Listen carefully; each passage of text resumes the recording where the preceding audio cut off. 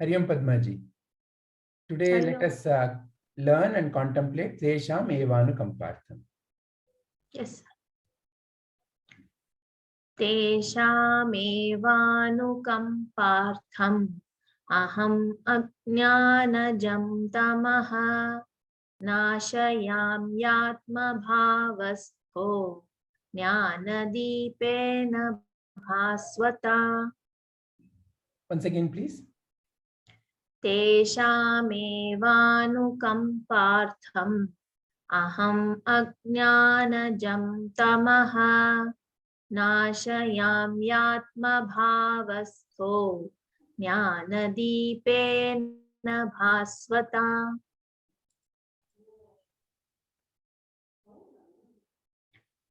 To show them special mercy, I, dwelling in their hearts, destroy with the shining lamp of knowledge the darkness born of ignorance. Very nice. So what does it mean to you, Padmaji? We can begin from you only. Okay.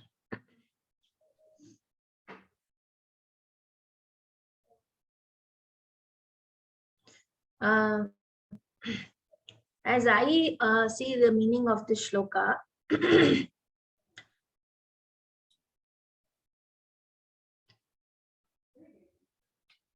I feel that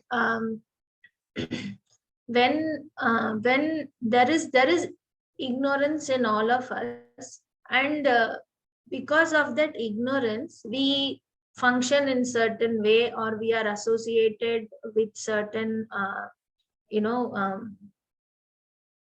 assumptions or judgments that we form of other people depending upon our reactions. That is the basic ignorance, because we see a separatedness there. In this shloka, the Lord says that if you are devoted to me, if you are always thinking of me, if you are going back to the me within you, the divine within you, then he will make sure that that knowledge comes to us, because of which we can get rid of that ignorance. Is how I am seeing this.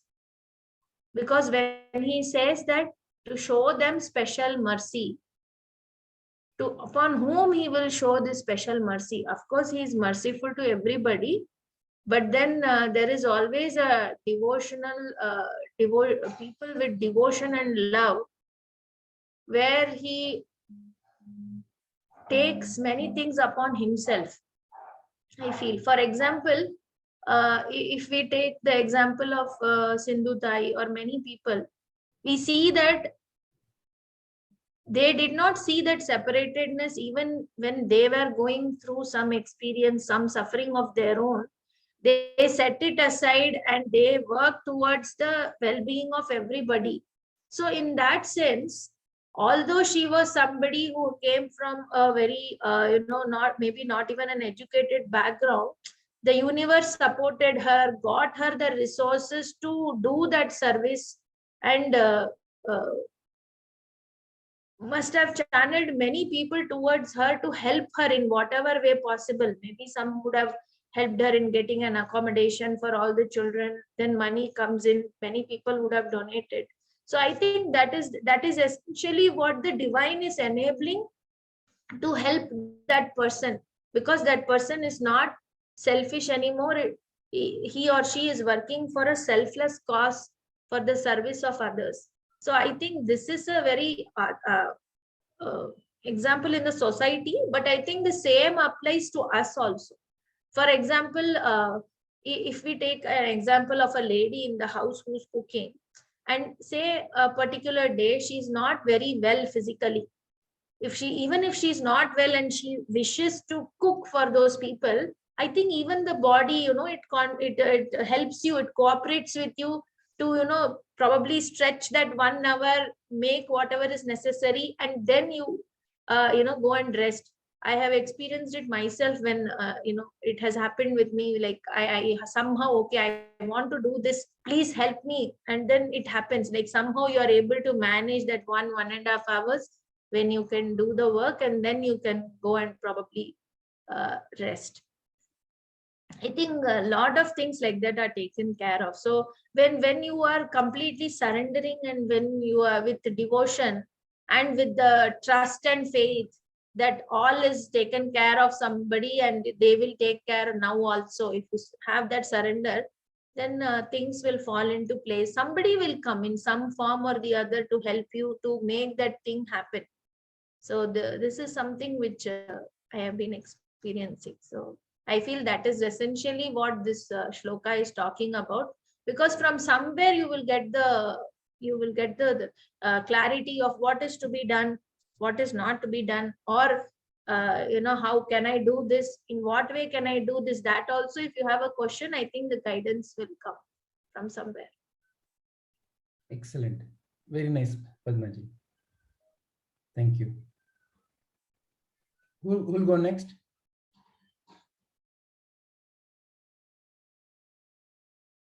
Shailaja ji, Shubha ji, Saranan ji. I'll go. Yeah, I see maybe the bhakti yoga coming here in the sense to show them special mercy. Going by that phrase, I'm thinking that he's talking of that bhakta who is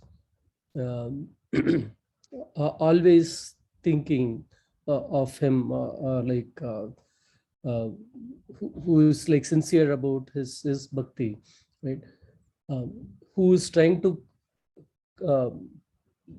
let's say come out of this samsara, right? More than the individual effort of that jiva, I think the help, who can actually help, who can help better than like, while my effort is always there, right? I will get much bigger help by by Krishna, like in showing the way out, right? It is like from inside your effort, and like there you get help from outside to because it is the Maya is such a strong one.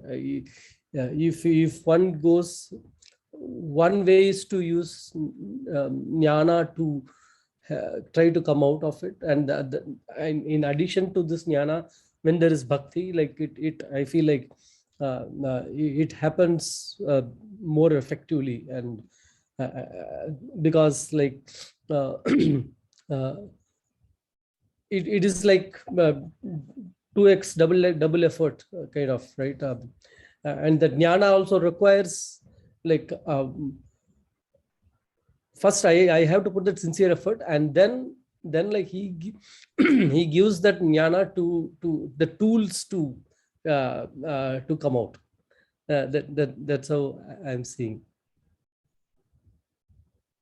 Very nice. So you are saying that essentially this is starting with bhakti, culminating in jnana. Wonderful. How about Shailaja ji, Shubha ji? Yes, sir. Here I can place myself where before joining these classes, I was in that before place. Actually, a lot of questions were wandering in my mind. I didn't have answers, so I would like to respect this Guru Parampara, Sri Prabhuji, Sri Vinay Karji, and you, since I got so many answers, and after learning this Bhagavadgita, it showed me path, like a lot of peace I can find in my life. That is what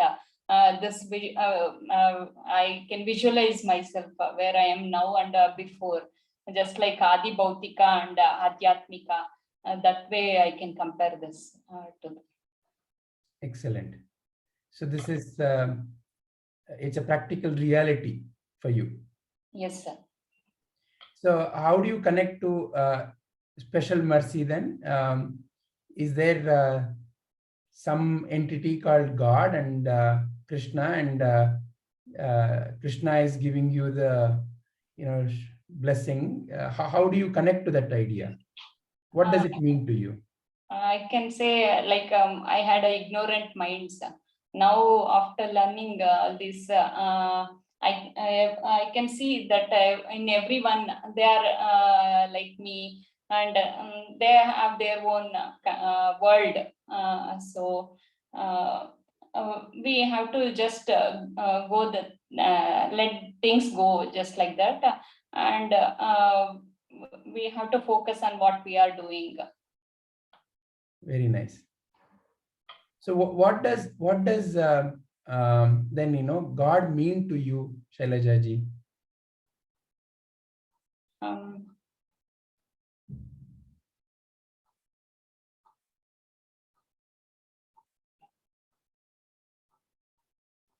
Is God a separate entity for you, who's giving you the grace? What does, because this special mercy?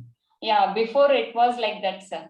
Earlier I used to think that is God is there in the temple, and we have to go far away and worship and come back. And now in every day-to-day life, every job, everywhere, I feel like God is within me. Like many times it happened to me after joining these classes. For instance, from my childhood days, I had a big dream of learning Bhagavadgita and even Saundarya Laharis. But I didn't get an opportunity. I was thinking maybe retirement days I should start because of the samsara and all. And then when I got an opportunity to learn Bhagavad Gita, you had announced in the groups. Then I was like, I thought it's only chanting. I will learn how to chant in a proper way. But then I didn't even have any clue that even meanings will be taught. And it has so much of a deep knowledge in Bhagavad Gita. Only after joining, I realized I was ignorant. I had that ignorant mind. I didn't have any. Mahabharata was there in my mind, that picture. Through this Mahabharata serial which I had watched, but I didn't have any clue. But then after joining Bhagavad Gita class, many miracles happened. Even I got a chance to learn Saundarya Lahari, Narayanyam, and likewise, and even Vishnu Sahasranama in a proper way with meanings through Prabhuji. So many wonders. These are all these things which I dreamt, which I had a big dream that came into existence. That's what I feel. Excellent. And even I have a great love towards plants. Even nowadays it's happening. Like if I feel like I want to, recently I wanted to have a purple heart plant. And I don't know, sir, a very next day I got that plant. It's not that I didn't go and purchase the plant, but somehow someone gave me that. that way. So like this in a day-to-day life, for many things it's happening. That I feel that I need not have to travel a long way, but of course it should be there to have a control over it. Karma yoga is required. Sometimes I will be lost. I have to bring me back to the track. I have to do karma yoga. But at the same time, because I think in Bhagavad Gita, Prabhuji was telling one example he gave, Draupadi, to Draupadi, Bhima was telling, see, you didn't pray to Krishna, if she was holding you, you all didn't come to help me, but Krishna came at last, the two at last.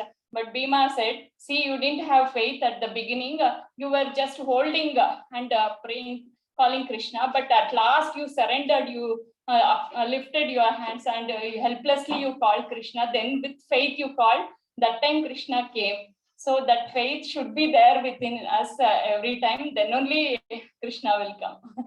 That way, those are the things which reminds me and brings me back to the track. Very nice. Excellent, Shailajaji. Wonderful.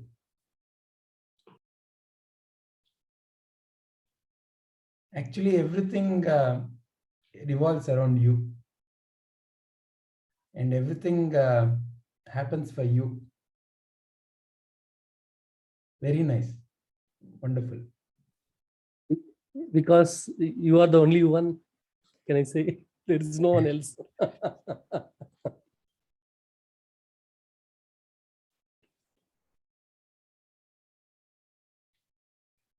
But that innocence, that faith and that calling, that arpana, Krishna, that arpana. Wonderful. Thank you, Shailajaji. Thank you. Shubhaji? Sir, I have more confusion in the shloka rather than clarity. Go on. Like, who has to show mercy, and who is the I in here, and who has to get out of the ignorance, and what knowledge? All that questions are coming. I don't know the answer here. Okay, let's take one by one. So, in this here, what is the first question that you would like to raise? To show them special mercy. Who is the person we have to show special mercy? Okay. So who's speaking in the shloka? Krishna. Krishna is speaking. Okay. Yeah. So when Krishna is saying I, he is referring to Krishna, right? Yeah. Now who is Krishna? That's us. Meaning what? The Krishnatva in us. Meaning what? The consciousness. So Krishnatva means it's a Kalyana Guna Sagara. All the divine qualities can be referred as Krishnatva. Yeah. And that is who you are. Not in the form of Krishna that you see in the picture. So now Krishna is speaking. To who is he speaking then? In this shloka, to who is the Krishna speaking to? Arjuna. Okay. Now who is Arjuna? That is the question. If Krishnatva is also us, Arjuna is also us. So where do I put myself in? Of course, it's a basic question. We are coming back again to that. No, that's okay. That's absolutely fine. It's the basic questions that catch us. No problem. So let's say there's a child and the child wakes up in the morning and there is a present kept under a tree. It's a Christmas day and the child asks, my God, I got a present. And the parents, to make the child feel nice, say, you know who kept it? Santa Claus. And the child is so happy. Santa came, Santa came, Santa came. And the child continues to believe this.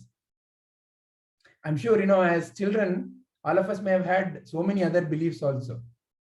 Right? Tooth fairy.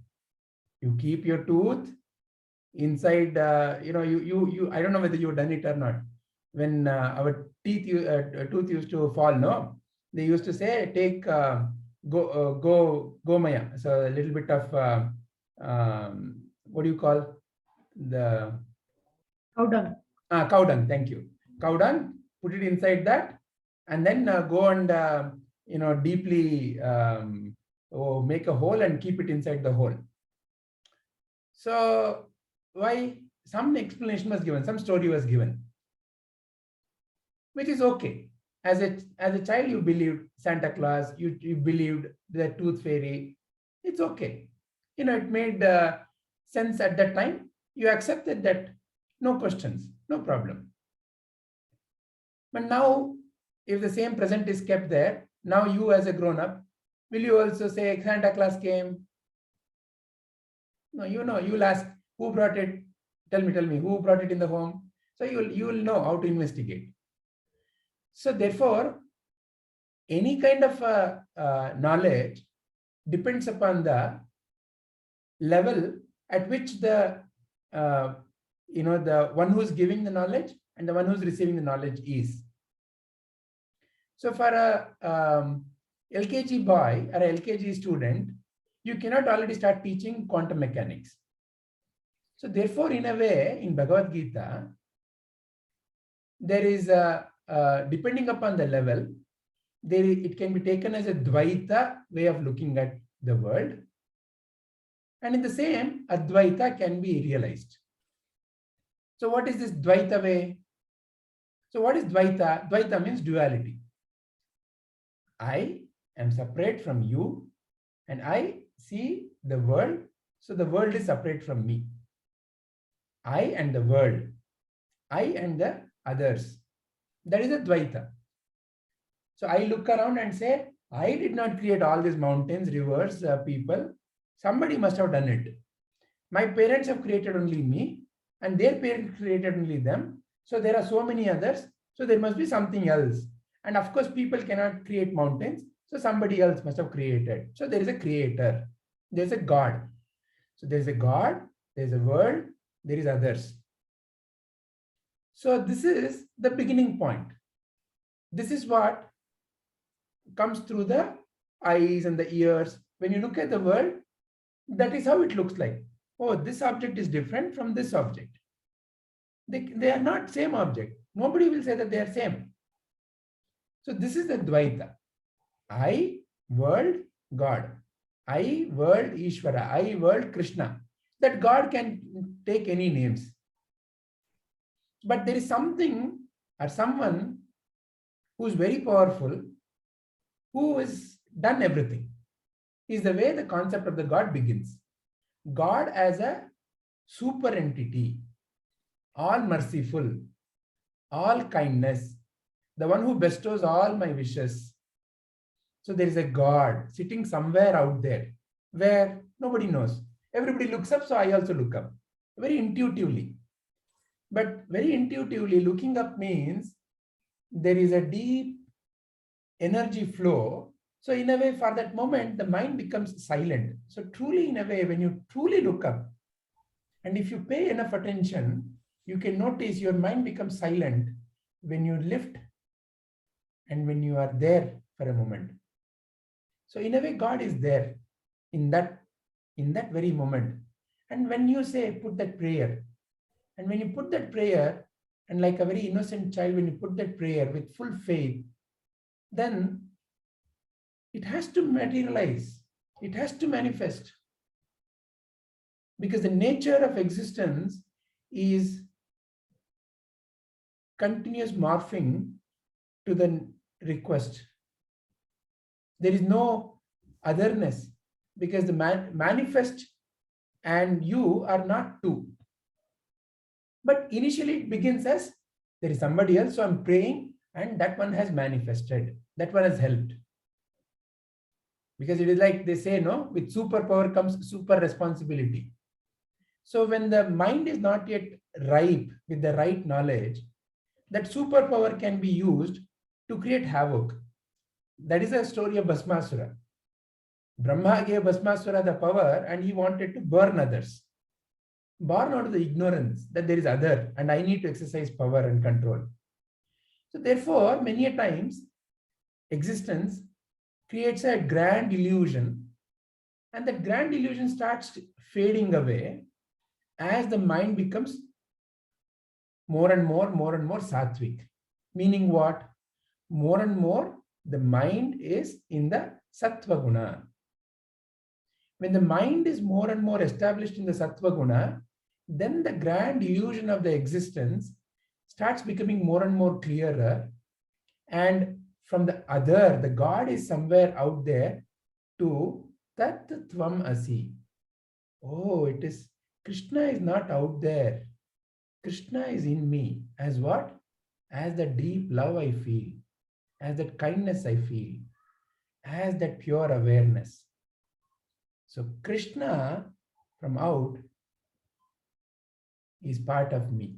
He's inside me. So I have never been separated from Krishna. So then who remains? Krishna only remains. So the one who started the quest, who is that? That entity, that separate entity, that I, whatever that I may be, generally referred as the ego entity.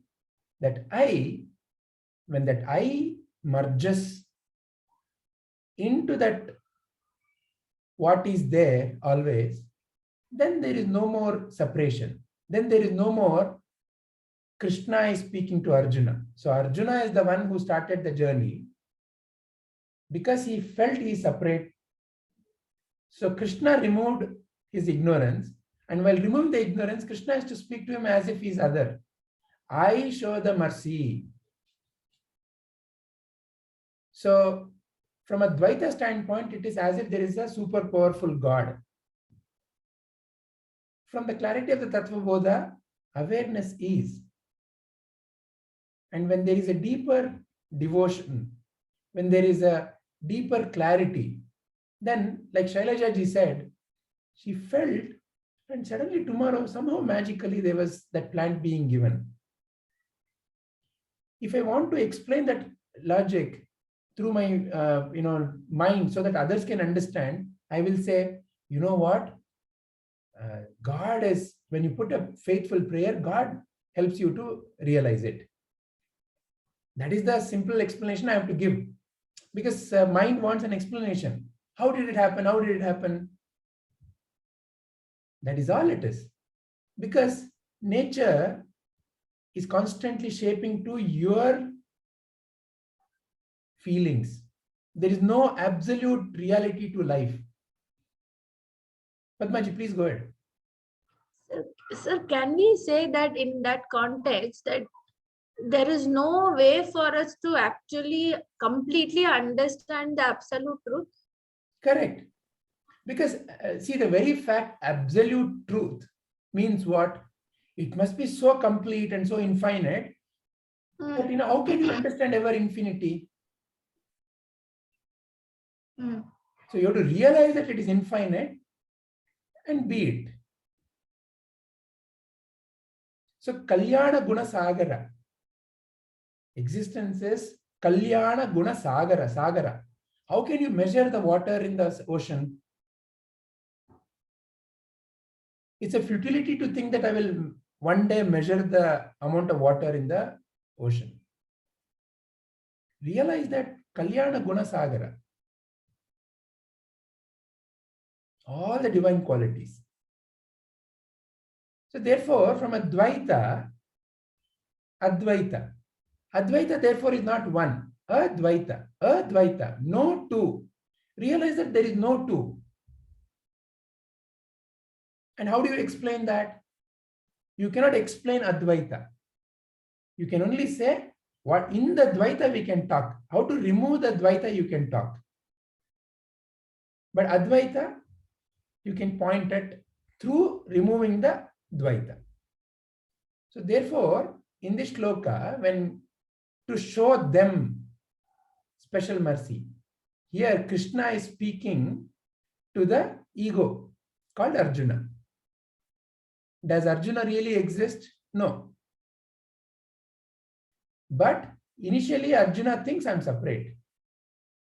So therefore he has to be addressed as if he's a separate entity. Because you have to take somebody from where they are to where you want to take them to.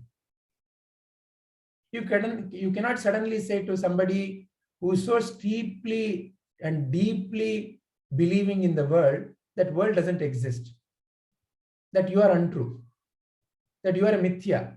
You cannot make that statement. It will not make sense. It will become an absolute disaster and can lead to actually painful outcomes. So you have to slowly walk with them. So therefore Krishna is saying, I. And where is that I? You are that only. But initially the mind is not willing to accept that because it is so deeply involved with the world. So there is a I who is separate from you, and that I is all powerful, and he is called Krishna, and there is you, Arjuna, and Arjuna, ignorance has to be removed when Arjuna is deeply faithful. It is absolute essential that Arjuna has to be faithful, has to have the devotion, has to have the bhakti. If he doesn't have that complete sense of surrender to Krishna, then Arjuna will continue to be Arjuna. He'll still have a doubt. You know what, that fellow, something is fishy about him, like Duryodhana. As long as that Duryodhana quality is in me, I cannot be a Arjuna. So that is my block. My block is not that Krishna is not in me. Krishna is in Arjuna also, Krishna is in Duryodhana also. But Duryodhana continues to be invested in Duryodhana qualities. That is the only difference. So therefore, to remove that ignorance, Krishna is speaking as if I am a separate entity from you. And then he is saying, I destroyed with a shining lamp of knowledge.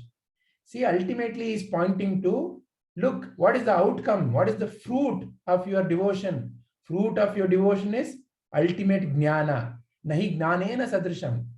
There is nothing equivalent of the jnana. What kind of jnana? Atma jnana. And what is Atma jnana? That you are that. What you have been seeking, that you are. And what is that? That has to be realized very clearly. Because the tendency of the mind is to think in terms of forms. So Krishna, I am Krishna only. Where is my Navilgari? Where is my flute? Where are my Gopikas? That is a wrong understanding. So therefore, this understanding has to be constantly be clarified. What is Krishnatva really means? What is the shining lamp of knowledge Krishna is talking about? And what is this ignorance? The ignorance is that I am a body. That ignorance is that I am this thing called as a mind. That is the ignorance, fundamental ignorance, that I am any of them. And the shining lamp of knowledge is Tat Tvamasi. So here, it's an outside guru telling Arjuna, Krishna telling Arjuna, you are that. And as Arjuna realizes that, like that beautiful story of Hanumanta. Hanumanta, what is your relationship to Rama? When I'm acting in the world, when I'm functioning in the world, I'm a servant of Rama. I do everything as a service to Rama. When I sit for meditation, I see Rama in my heart. I start merging into Rama.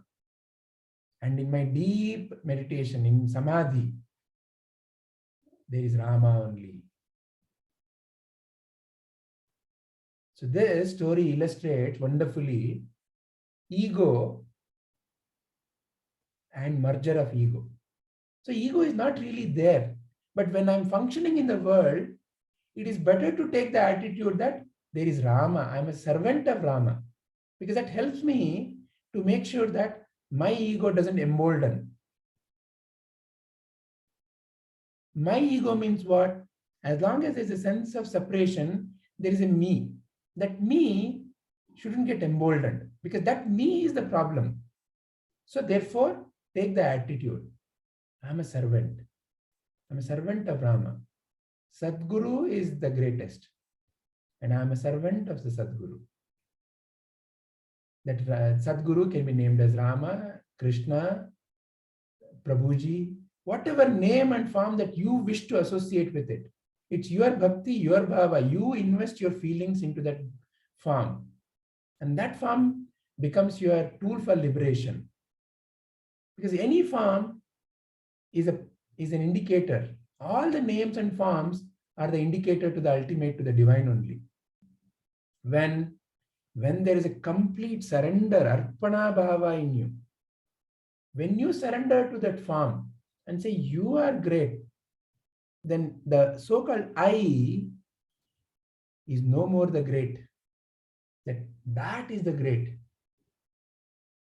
And then the right knowledge comes. Like in the case of Ramakrishna Paramahamsa also, he was a big, great devotee of Kali. And only he could see Kali. But the ultimate liberation to him was meeting with Totapuri, who helped him realize that Kali is within him only. So therefore, it's a journey of Dvaita to Advaita. From a to me and others. From a sense of separation to there is no other. There is no two. There is no way to say it is one.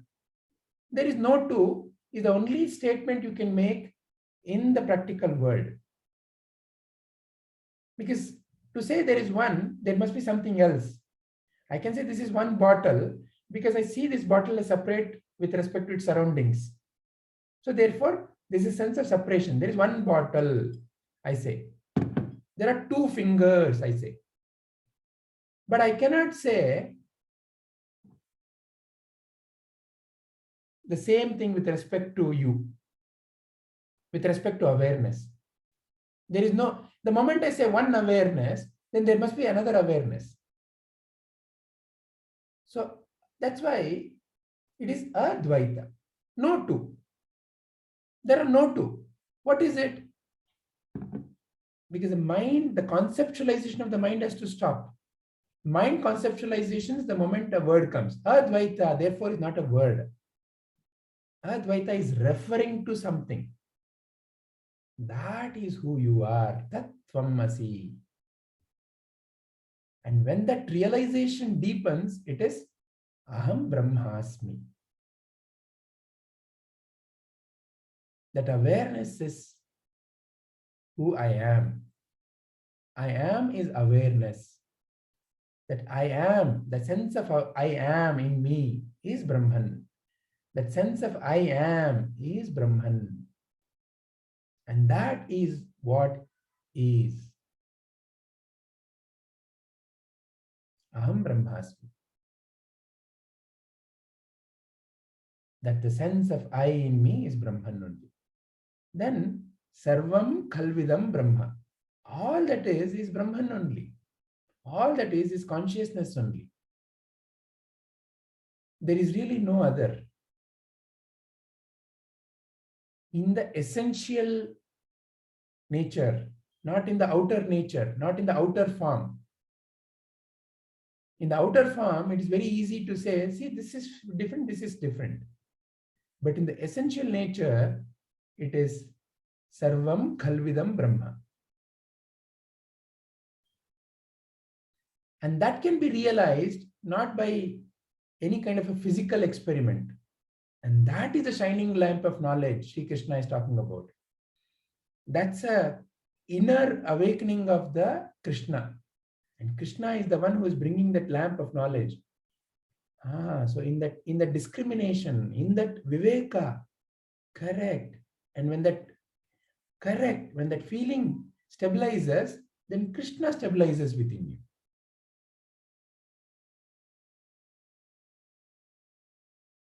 And that is the symbology of Krishna riding the chariot. The symbology of Krishna riding the chariot is Krishna is now occupying my buddhi.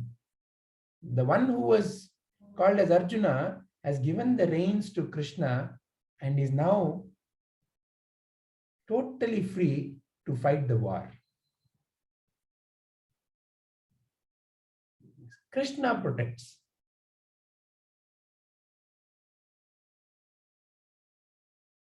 Does that bring clarity to Shubhaji's question? Yes, sir. So please tell in your way what you understood, Shubhaji.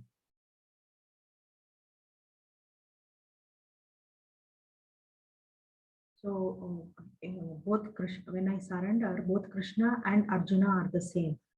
So it's can I take the example of Nataka Deepika here, where as the shining lamp of knowledge? Yeah, go ahead. That can that way, if I connect, then it's like because of ignorance, whatever the darkness was there can be taken away by the lamp of knowledge. Is what I understood based on these discussions. Excellent. So initially it begins as Krishna is separate from me. Yeah. But the as the clarity deepens, Krishna is in me. I am in Krishna. So, Sat Shiva Soham Hamsa. Hamsa Shivam Soham. Soham Hamsa Shivaha. Sat Shiva Soham Hamsa. I and Shiva are one. It appears as if Shiva and I are two, but they are one. Sat Shiva Soham Hamsa. Hamsa means one. Paramahamsa.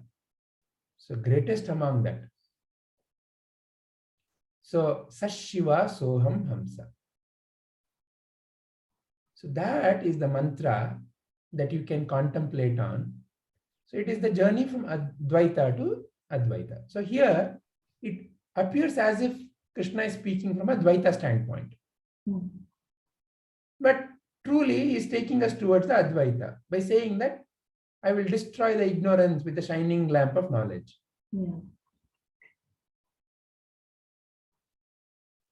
That's the beauty of the shloka. Yeah. The ignorance is the one that separates me and him. That's when I say Krishna is separate from me. I have to seek Krishna. I have to find Krishna somewhere else.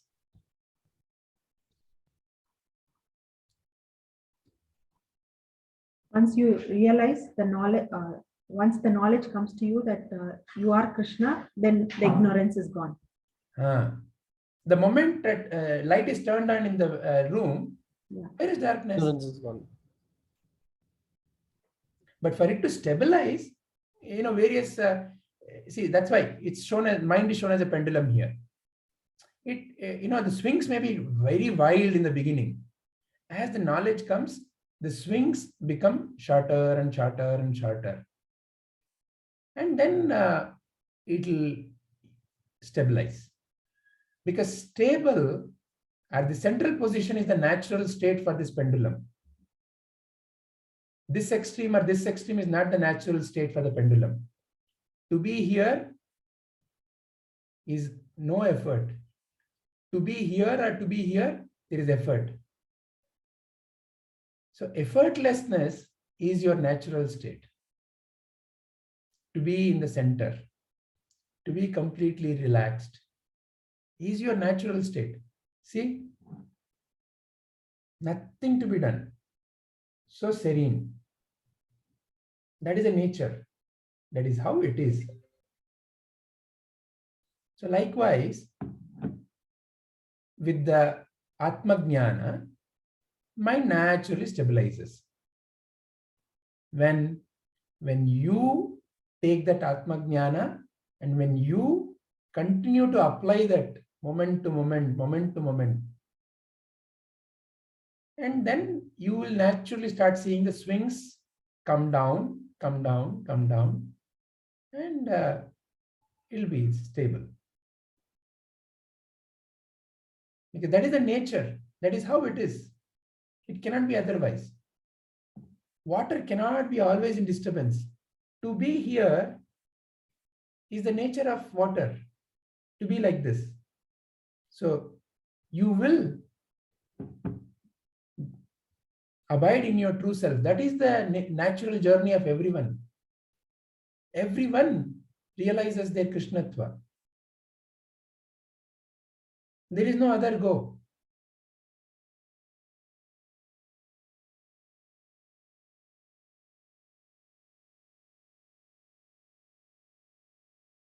Anything else, Shubhaji? No, sir. All right. Is there anything else from anybody else? Any statements, questions? Shall we then end our contemplation?